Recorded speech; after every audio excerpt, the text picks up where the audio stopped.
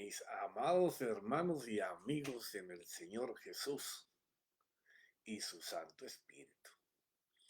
Bueno, estamos hablando y empezamos a hacerlo sobre las diferentes parábolas que aparecen en la Biblia y que como hablamos la semana pasada, que la parábola es una herramienta que el Señor Jesucristo usó para ilustrar claramente con ejemplos a aquellas personas que solamente se preocupaban por enseñar una devoción y santidad al Señor exteriormente, pero en su ser interior estaban caminando en pecado completamente. Entonces dijimos de la importancia que para poder no fallar, porque se falla si no se hace de esta forma, no porque yo te lo diga, sino porque el Señor lo puso ahí. Cuando nosotros vamos a explicar una parábola, es de completa obligación explicar el texto y el contexto de lo que se está hablando para poder que la parábola no se salga del mensaje que el Señor está tratando de dar, porque es decirles a ellos, ustedes lo hacen de esta forma, pero están equivocados. Es de esta forma que tienen que hacerlo. Entonces, cuando no se hace de la manera correcta, formamos dogmas. Y a veces duran años o siglos. Y yo quiero enseñarte esta noche cómo eso nos ha pasado, ¿ya? Porque cuando se toma una línea de pensamiento como cierta y se repite en el tiempo, aceptándolo como una verdad de Dios, porque eso es lo que pasa. Comenzamos a repetir lo que nos han enseñado, lo que escuchamos, sin pasar las cosas por la cruz, por Jesús, por su Espíritu, por la resurrección. Entonces vamos construyendo cosas que parecen verdad, pero no lo son. Y lo más destructivo es que al ponerlo contra la verdad, muchas veces tenemos que reconocer que lo hicimos mal por mucho tiempo y eso nos avergüenza. Y preferimos seguir expresando lo mismo, aunque sabemos ahora a conciencia que lo hemos hecho mal. Entonces, cuando esto se mantiene, se convierte en un dogma que no permite que la verdad salga a la luz en la boca de esa persona que ha vivido bajo un dogma. Y te voy a dar dos ejemplos sencillos de la Biblia, hay muchos, pero te voy a dar dos bien sencillos. Después de que el hombre cayó en el Edén, es para que te des cuenta lo que es cuando hacemos de algo que parece verdad una verdad cuando no lo es. Y luego sabemos lo que es y no lo queremos reconocer. Así pasaba con esta gente que estaba emocionalmente turbados porque Mateo había invitado al Señor en agradecimiento por el llamamiento y estaba sentado con los amigos de él. Y ya te dije la semana pasada, él no tenía de amigos rabinos o profetas o sacerdotes, ¿no?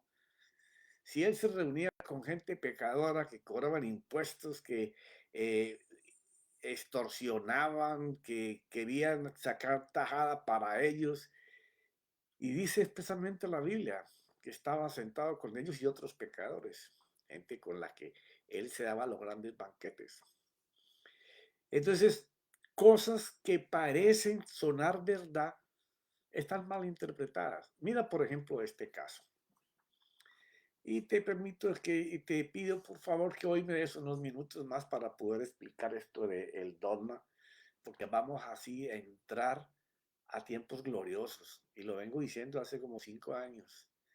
O sea, lo que está pasando ahora mismo en el mundo, a mí no me asusta, ni me aterra, ni me provoca que el Señor viene mañana ni en un mes. Porque yo entiendo que el tiempo profético no es Israel, como nos lo han dicho por años y años y años. Y todos llevan escrituras a que coincidan con esto. No, el tiempo profético es la iglesia.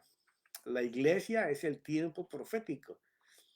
Tan perfecto y exacto es que cuando la iglesia se vaya comienza la gran tribulación. Está detenido porque estamos aquí. Mira, Génesis 3:15, que es algo que después de que el hombre cayó, se dejó seducir por Don Sata y cayó. Entonces Dios Padre le habla a la mujer y le dice, y a la serpiente, que representa la serpiente antigua, a Satanás. Y entonces le dice a ella, al diablo, y pondré enemistad entre ti y la mujer. O sea, va a haber una enemistad entre Satanás y la mujer. ¿Y por qué no entre Satanás y el hombre?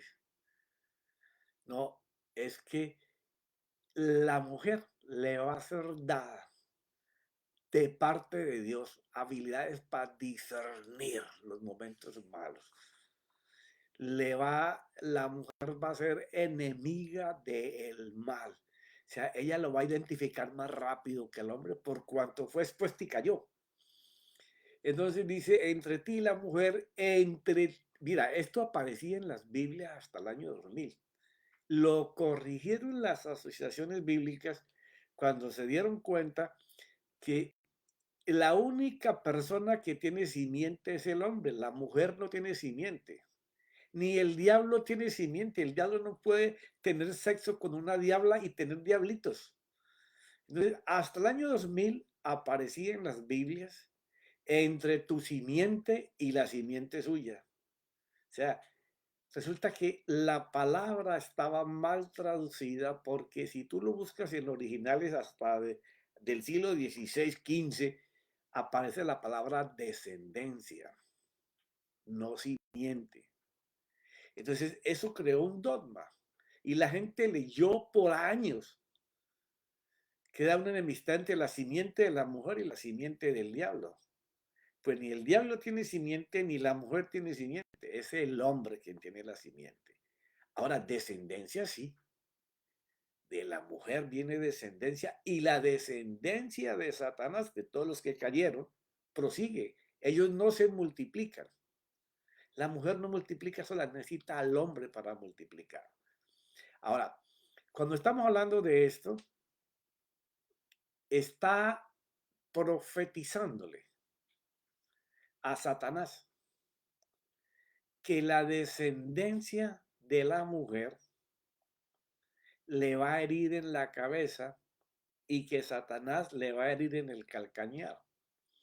O sea, cuando estamos hablando de la descendencia de la mujer, y la mujer no puede tener descendencia sino a través del hombre, y le está hablando solo a la mujer, pues esta mujer se trata de la iglesia.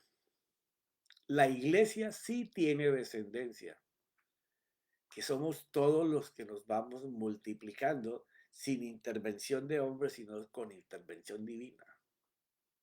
Así como el Espíritu Santo colocó a Jesús en el vientre de María, asimismo el Espíritu Santo coloca la necesidad de arrepentimiento y el favor de perdón y misericordia de parte del Señor. Entonces, dice que siempre iba a haber una guerra entre esta tipología de la mujer que es la iglesia y Satanás. ¿Ya? Porque usted no ha visto que Satanás le ande destruyendo el hueso del talón a la mujer para que toda hora caiga. Pero a la iglesia sí se lo hace. ¿Ya? Entonces, cuando está hablando de esto y que la iglesia le golpearía, o la mujer, como aparece ahí, que tiene descendencia, la cabeza de Satanás le está hablando que lo va a atacar donde está el gobierno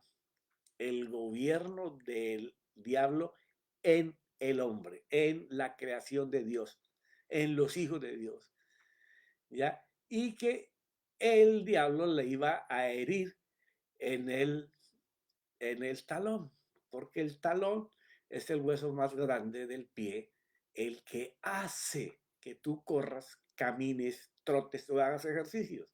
Eso se refiere al diario caminar. Él va a estar pendiente para atacarnos en el diario caminar.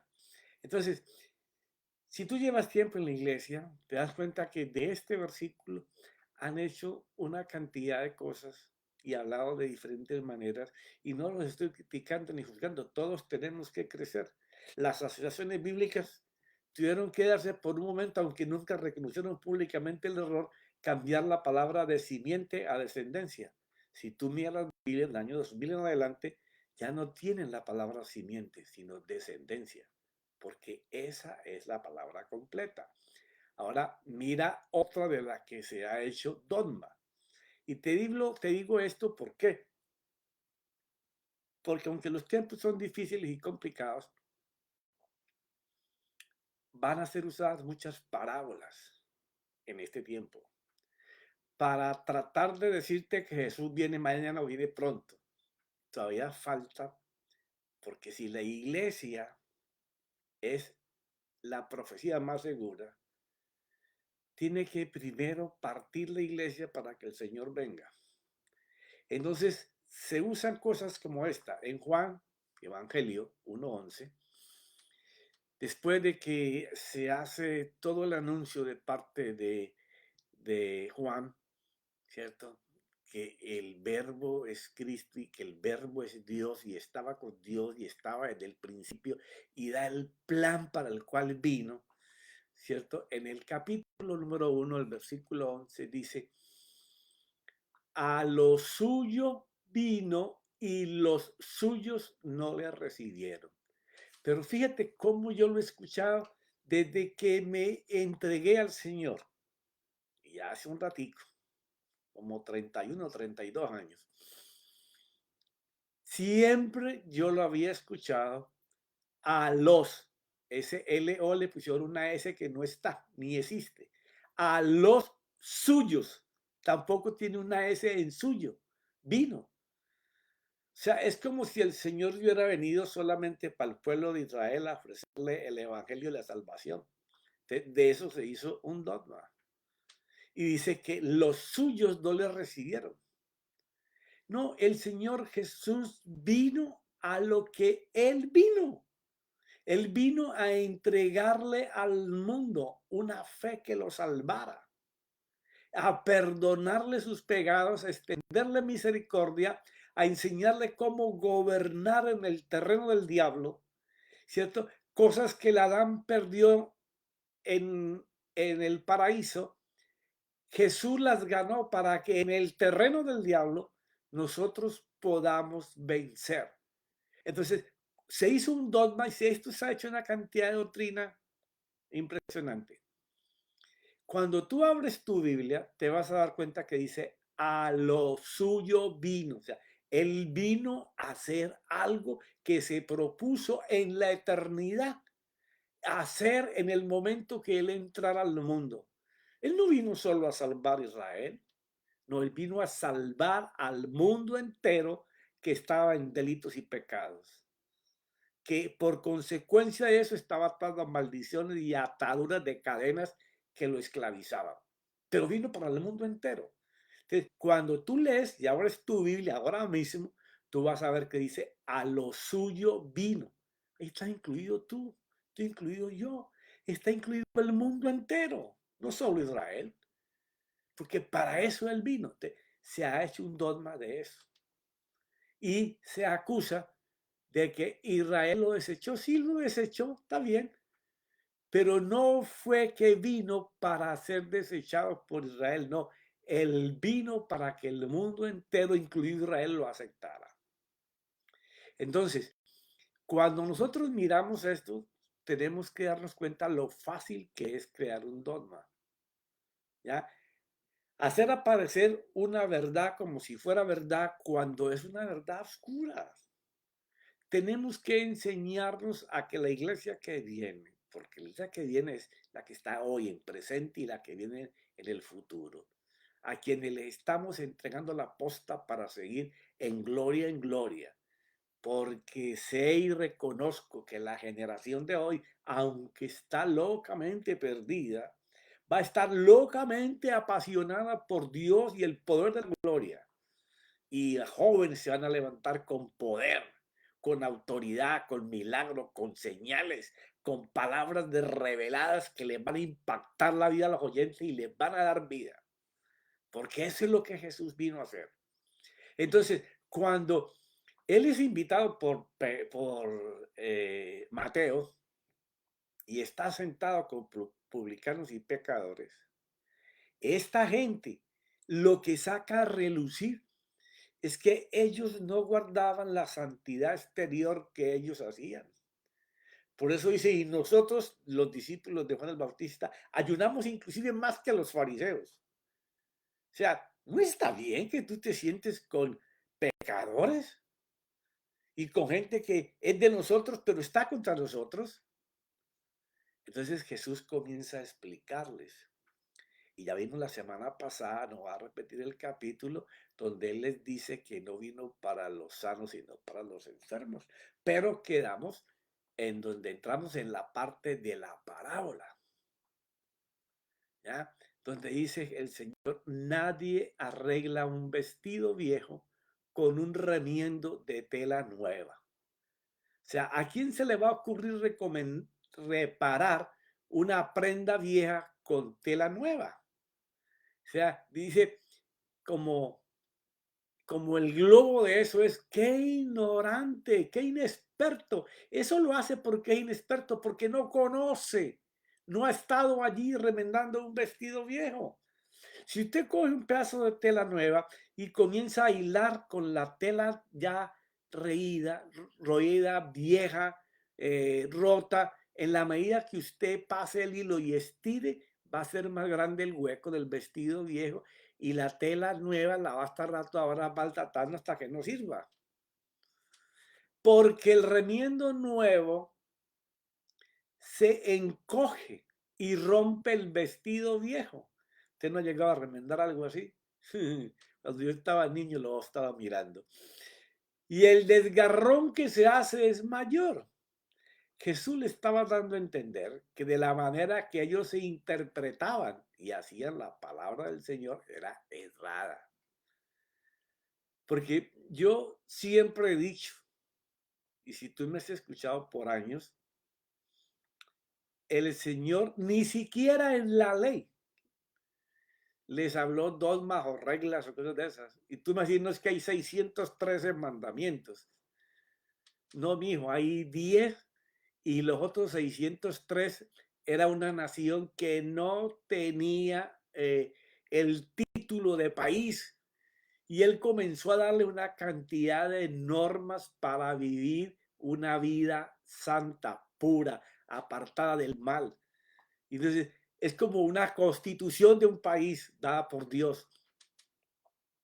Entonces, cuando nosotros estamos mirando aquí, que el problema es que ellos comenzaron a hacer cosas que a ellos les parecía que hacían parte de la verdad y que haciéndolo ellos iban a estar bien con el Señor. Y eran puras cosas externas que se aplicaban solo a su carne, a su sangre, a su hueso, cosas exteriores, pero por dentro estaban llenos de envidia, de orgullo, de prepotencia, de religiosidad. Eran los más ávaros, los más hipócritas, los más traicioneros. Entonces, cuando la parábola comienza a caminar, es a explicar lo que yo traigo no se puede aplicar a esa doctrina que ustedes tienen, porque lo que yo traigo va a comenzar a romper no lo que Dios habló, sino lo que ellos habían constituido como palabra de Dios. Porque ese es el problema. Cuando tú empiezas a entender la misericordia, la bondad y la compasión y el perdón de Dios, que es lo que comprende la gracia, manejada por una fe que tiene hechos, comienza a destruir todos los paradigmas y todas las cosas que se creó por el hombre a través de la historia. Entonces, no puedes manejar la fe creada por Jesús y probada por él y que era buena y que nos colocaba en un camino directo al corazón del Padre y poder vivir en presencia y que no solamente eso, sino que para que todavía estuviéramos más firmes, nos daba de su espíritu para poder aplicar el poder de la gloria. Entonces, Pablo, que comienza a entender, Porque una de las cosas que te he dicho muchas veces es, ¿por qué escogió a Pablo y no a ninguno de los otros 12? Porque ninguno de ellos tenía el conocimiento tan avanzado de todo lo que era el Antiguo Testamento como Pablo. Entonces, Pablo, que conocía la escritura literalmente, lleno de dogmas, de doctrinas, de ceremonias, de cosas de esas, ahora el Señor por 14 años se lo lleva a un lugar y comienza a revelarle las escrituras que él conoce, pero viéndolas a la luz de la cruz, a la luz de la sangre, a la luz de la resurrección, a la luz de la guía del Espíritu. Y comienza a entender todo eso y entonces comienza a escribir cosas contundentes que nosotros debemos aplicar hoy. Porque de nada sirve que tú vayas a coger el Antiguo Testamento como eh, lo interpretaban los judíos de ese tiempo, porque vas a crear lo mismo, dogmas, doctrinas, disciplinas, leyes, cosas que no están en el mensaje que Dios da. Por eso la importancia de cuando tomamos una parábola, poder nosotros saber que ella va a enfrentar lo que estamos creyendo como verdad y estamos haciendo mal contra lo que se debe de hacer. Esas son las parábolas. Extrae la verdad de Dios. Entonces Pablo escribe en Efesios 4, del 22 al 23, que estas son escrituras que te las voy a leer, voy a pasar por encimita de ellas, pero tú tienes la obligación de sentarte con tu Biblia. O si ahora estás tan metido con la inteligencia artificial en tu teléfono o tableta, que yo también lo hago ya, eh, estudies, profundices. El doctor Google te lleva por todos los libros que tú quieras ir para ver si las cosas son así. Dice en Efesios 4, 22, que en cuanto a vuestra anterior manera de vivir, Pablo le está hablando a la iglesia en Macedonia. ¿Ya? En cuanto a vuestra anterior manera de vivir, así como vivías antes y que interpretabas las leyes del Señor, bueno, pues te quiero decir que estabas engañado por el pecado, pero no puedes librarte de él. Entonces Pablo les recomienda, les pide, yo los pido que os despojéis del viejo hombre, ese que pensaba de esa manera, así como los discípulos de Juan del Bautista y los fariseos que se acercaban a la cena con Mateo, ellos estaban caminando en su cuerpo natural, en su carne, nada de espiritual, nada de conexión con Dios. O despojáis del viejo hombre, o sea, destrúyelo, renuncia a eso. No pienses que la verdad está en el viejo hombre, está en Jesús Cristo, el que hace que tengamos el nuevo vestido.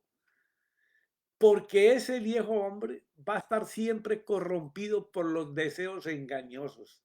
Y te he hablado en muchos capítulos anteriores y te he nombrado todos los deseos engañosos a los que estamos expuestos. No es parte del tema, pero puedes encontrarlo en mis enseñanzas anteriores.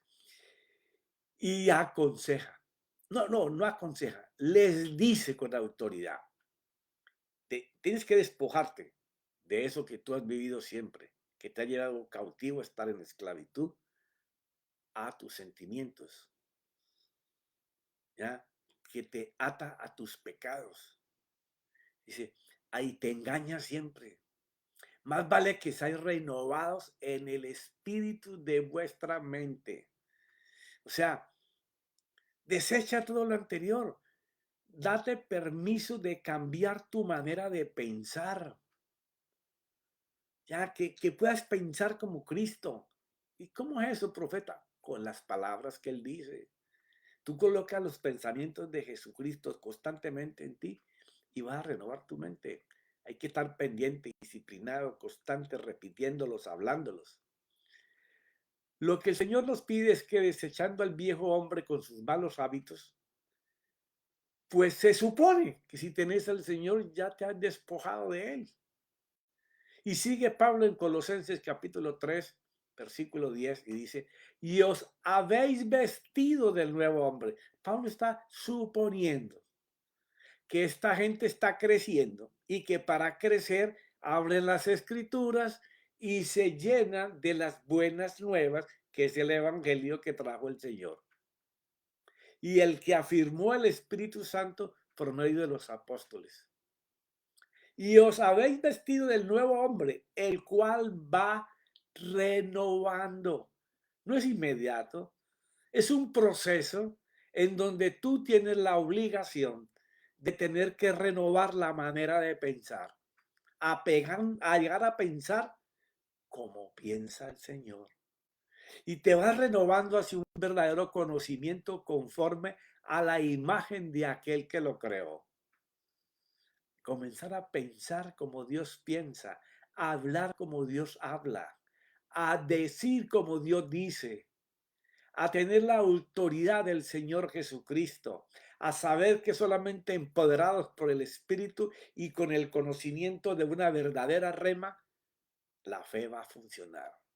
Dice en Romanos 13, estoy leyendo muy rápidamente, capítulo 13, versículo 11 al 14 dice, y hacer todo esto conociendo el tiempo en que estamos viviendo, que ya es hora de despertaros del sueño. O sea, le está reclamando a una iglesia o que se satisfizo con el conocimiento que tenía, pero aunque no lo practicaba, o no le interesaba adquirir nuevo conocimiento, o no le interesaba nada practicar las buenas nuevas para cambiar la manera de pensar y así cambiar a su manera de hacer y así cambiar los resultados de su vida para alcanzar el propósito de las bendiciones que en herencia de Dios ha colocado en la vida de cada uno de nosotros. Dice, porque ahora la salvación está más cerca de nosotros que cuando creímos. O sea, hasta en el tiempo de Pablo, se esperaba que el Señor viniera pronto. Siempre va a ser esa la consigna. No sabemos cuándo. Va a venir, sí, pronto. Pero tenemos que saber que tú y yo como iglesia somos el tiempo, el reloj de Dios para que Jesús venga. Y escrituras claves como que Él no va a venir por una iglesia toda manchada, sino por una iglesia limpia, pura, gloriosa. Parece difícil viendo con nuestros ojos y escuchando lo que hoy pasa en el mundo evangélico o en el mundo cristiano, que eso esté cerca. Pero Dios es poderoso para hacer las cosas tan pronto como Él quiera. Él puede encender el bosque cuando Él quiera. Se necesita que el combustible para encenderlo esté listo. Que los carbones dejen de ser carbones guardados en un bulto, sino que se conviertan en piedras vivas, tú y yo, para que el fuego empiece. La noche está muy avanzada y el día está cerca, dice Pablo.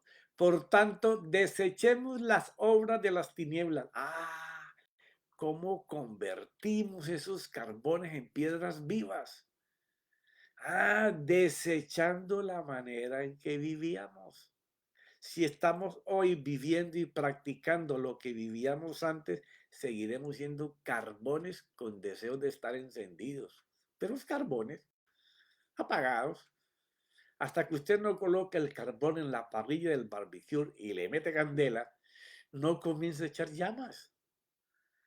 Si nosotros no estamos buscando en la palabra de Dios, si no estamos buscando al Espíritu para que nos enseñe, nos guíe, nos revele, si no tenemos esa intimidad continua que Pablo le llamaba orar continuo y permanentemente, y no es que no trabajemos, no comamos, no durmamos, no, es que nuestro culto racional, aunque esté haciendo otras labores, siempre está intentando en cada momento conectar con el Espíritu Santo para que nos enseñe cómo hacer el Evangelio de nuestro amado y precioso Rey, Señor Jesucristo. Entonces hay que desechar todo eso que hacíamos y comenzar a trabajar en lo que la palabra dice. Entonces Pablo dice, sigue con algo que te practiqué en días pasados. vistámonos con las armaduras de la luz, que está ahí en Efesios 6, te lo practiqué en estos días, como en 4 o 5 programas, y te invité a que hicieras de ello una oración, que tu corazón, tu mente, tu culto racional comenzara a crear en base a la armadura de Dios una oración donde tú te involucres poniéndote el traje de Dios todos los días. Y luego dice, andemos. No dice, es posible que caminen o si quieren háganlo. No, andemos. Es el caminar diario tuyo y mío. Porque ese andar se refiere a que el diablo no podrá herir tu calcañar, no te podrá golpear en él. Porque si estamos andando bajo la mente de Cristo, bajo el poder de la salvación de la sangre de mi Señor, y que por tal unión Él da el Espíritu Santo para que tengamos el poder de caminar, trotar, correr en el diario vivir, pero con el vestido de Dios, decentemente, como el día, seamos como la luz del día. No permanezcamos, Pablo comienza a dar aquí, en orgías, borracheras, no en promiscuidad sexual, lujurias, no en pleitos y envidias, celos, contiendas, mentiras, lujurias. O sea, cada cual sabe cuál es su enemigo, cuál es la debilidad de tu carne, cuál es el deseo que te engaña para pelear contra ese deseo. Si son varios, contra esos varios, usando a Jesucristo, su sangre. La sangre tiene poder para los momentos de debilidad, donde el mal nos quiere encadenar, a hablarle como cuando sacamos a un demonio. En el nombre de Jesús te tienes que ir. No te ha dado permiso que invadas mi mente. Mi mente solamente suele ser invadida por Cristo, por Jesús y dirigida por el Espíritu. Hay que levantarse para poder andar y caminar como Pablo está diciendo. Antes bien, vestíos, no es si querés ponértelo, vestíos del Señor Jesucristo. Salvación por la sangre y perdón de pecados, pero con el poder de la palabra. Jesucristo es salvación y poder de palabra porque Cristo es el verbo. Y no penséis, me encanta esta palabra de Pablo, pelea contra el pensamiento malo. Segunda de Corintios 10, 5 y 6. Llévalo prisionero, encarcela ese pensamiento malo, aprisionalo y no lo dejes que se germine en tu mente. Comienza a hablarle lo que Jesús hizo para vencerlo, para sacarlo de ti. No tiene derecho a estar dentro de ti si tú no le das derecho a pensar en él. Tú le das derecho para que entre y te va a destruir, como te lo he dicho tantas veces. No penséis en proveer para las lujurias de la carne, para los deseos que nos engañan. Hay que estar atento y pendiente para hacer defensa. Cuando él está hablando de pegar un paño nuevo con un vestido viejo para tapar un hueco, un remiendo que se ha hecho, deséchalo. Eso no tiene reparación. Empieza a tomar el vestido nuevo, desecha ese viejo completo. ¿Cómo te vas a poner un harapiento vestido? No, vístete de gala, con mis vestiduras, con el poder del Espíritu, con la palabra que es Espíritu que da vida. Tenemos la autoridad de la cruz, de la sangre, de la resurrección, para caminar erguidos con la frente levantada, con el poder de Dios que dice y hace. Esa es la fe que puede traer obras para la gloria de nuestro Señor. Pero se me terminó el tiempo. Corre muy rápido. Ya seguiremos hablando de la continuación de la parábola. Pero ya entiendes que no se puede colocar el Evangelio de las Buenas Nuevas atadas a las dogmas, normas, reglas y disciplinas de los hombres, porque no cabe. no te dejará actuar. Tenemos la libertad del Espíritu y de la verdadera palabra. Tenemos que profundizar para llegar al corazón de Cristo, para poder hacer su obra. Padre, te doy gracias en el nombre de mi Señor Jesucristo, de su Santo Espíritu, que nos puede mostrar los misterios del reino de Dios en su palabra, y que tú y yo tenemos la obligación de conectar con el Espíritu para que nos enseñe, nos muestre, nos confirme, nos revele lo que Él desea hacer para este tiempo. Padre, gracias en el nombre de Jesucristo y su Santo Espíritu. Amén y amén. Te veo el viernes.